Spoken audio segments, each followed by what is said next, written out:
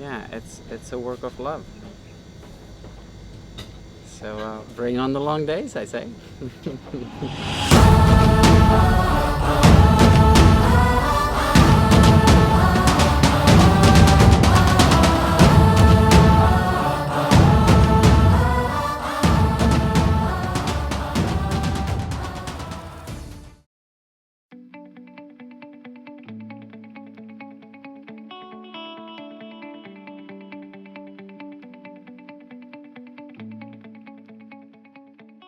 We've just landed in Bali to start our 200-hour teacher training with 26 amazing souls from 12 different countries, and they are here for an immersive experience into the heart of yoga.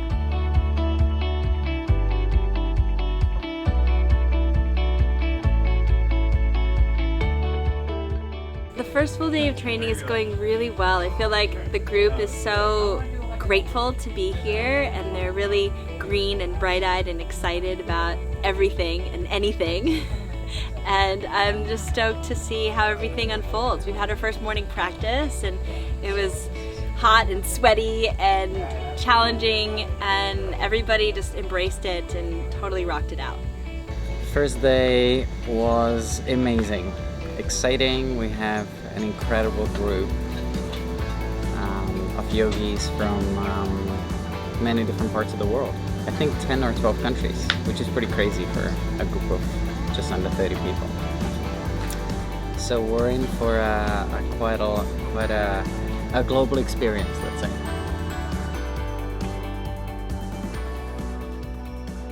So I'm here in Padang Bai in Bali with Claudine and Honza, helping them lead their 200-hour teacher training. What I bring to the table is the anatomy and physiology.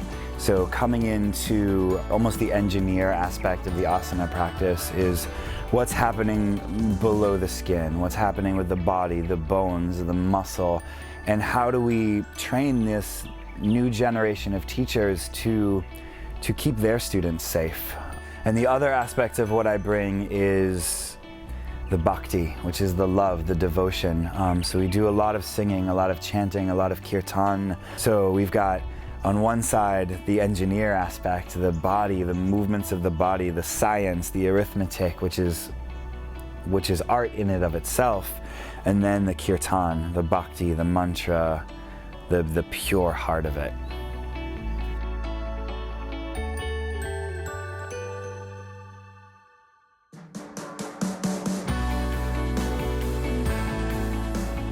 I feel like today was all about setting the foundation so that from here on out we just have the opportunity to build on top of that.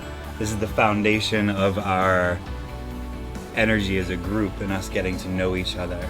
You know, the first couple of days of teacher trainings are always this sort of, we figure each other out, we figure out what's going on, and now once we have this foundation built, we just get to expand from that. We had a really nice initial dive into philosophy, and Adam did a really great job of opening into the world of mantra, and then led us into kirtan.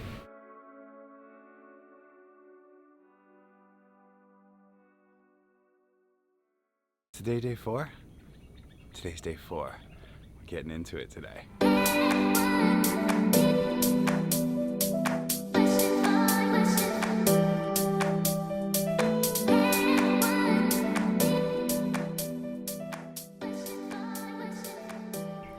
I'm excited to dive deep into the subject of yogic philosophy, and I look forward to see what comes of that. It's always an interesting proposition to bring a group of people that we have never met before into a foreign location like the beautiful Bali, and attempt and intend to delve into the very heart of why we're here, into the very heart of where the yoga practice is pointing us to, into the very heart of who we are as people, not only in our individual selves, but more importantly, as a whole, as one people, as the guardians of this planet.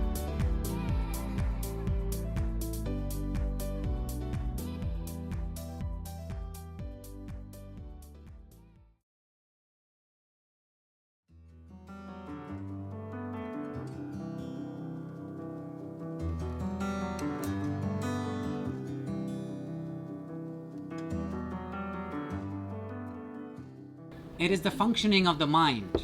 We have a projection of images that flashes in the forefront of your mind, and there's a commentary that comes with that, that has everything to say about everything.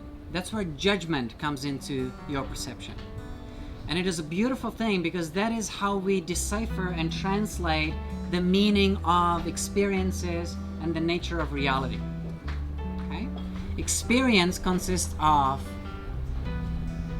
your senses, your emotions, and your thoughts. In combination, they give you the gift of an experience. Okay? Now, what we're talking about here is expansion, complete expansion out of that. And that is the challenging part. We can intellectualize that. I will be repeating myself in this sense many times over. We can intellectualize that, but it is an experiential type of discovery. So I can only point, or the scriptures and the teachings can only point in a certain direction.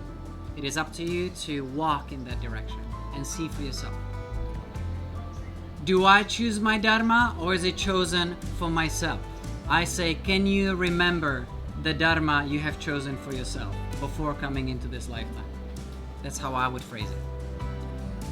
It's more abstract that way. We like to go, I need to start here and finish here. Give me the answer that will satisfy me. And what you find in the yogic philosophy, it gets frustrating to the intellect and the ego, because you're not getting the answers that you're hoping for. Why am I here? Give me the answer, please. We always look outside of ourselves, and yoga is pointing us back in here. Not even yoga, not even yogic philosophies, all of the religions of the world have an aspect or element of that introspective nature, into looking within. The way you conduct yourself in the world, the way you think, and the way you feel about the way you think about the world directly informs the type of experience you will get to have or experience along the path of life. So it is of the utmost importance to exercise self-awareness in the sense of witnessing the quality and the state of witnessing of who you are. What do you do in the world? What are your opinions and judgments? What is your level or a feeling of love towards yourself and towards the rest of the world? That is the process of witnessing. Okay?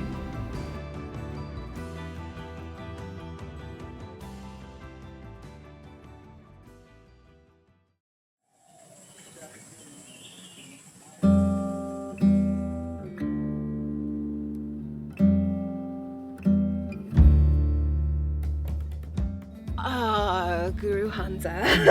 That's how I've digested it. I am in love with it. I think it's beautiful, and it actually makes me feel closer to him as a human.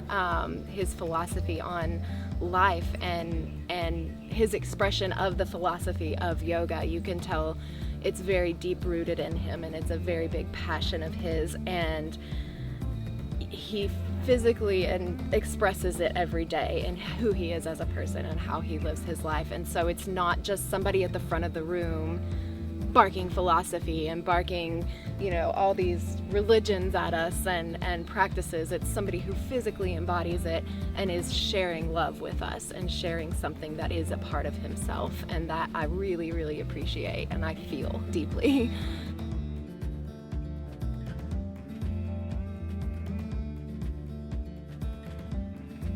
It's more than I ever expected. I mean, I'm following them since I started practicing way back, and I don't know, they've been like such an inspiration since I started, and they are much more cooler than I thought.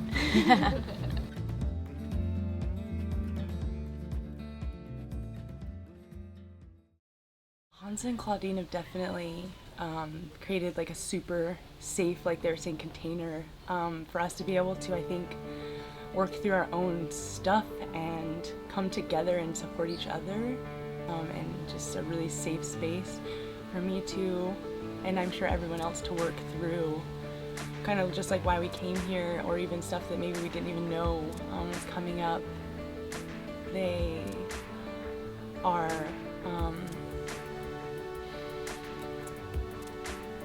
some of the most loving people I've ever met. I just feel like they're really, they are allowing us to kind of be ourselves and be ourselves around each other and with them, and holding space that I'm not used to being in, and it's something really powerful.